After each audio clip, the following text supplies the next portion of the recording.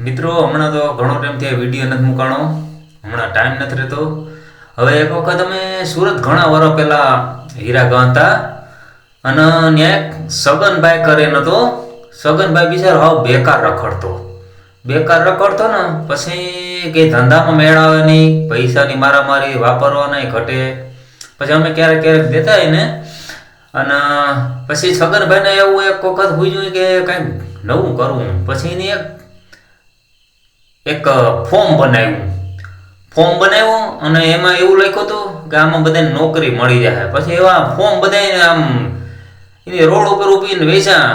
તે અમુક ગ્રેજ્યુએટનો હોય લેતા તે એ સમયમાં 5-5 રૂપિયા એને લીધા હતા.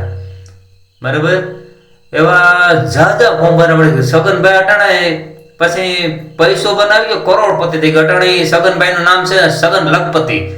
તમે સુરત જૂના વખતના હીરા ગાતા એને પૂછી લેજો, આ રિયલ વાત છે, ગમે એને પૂછી લેવાનું. તો મને એક ભાઈ કે તમે આવું કરો ને, મેં કીધું અટાણે ઘેર સગન છે, અટાણે આપણો વારો ન હોય ભાઈ, એ પેલા આવતું બધું. જય મુરલીધર.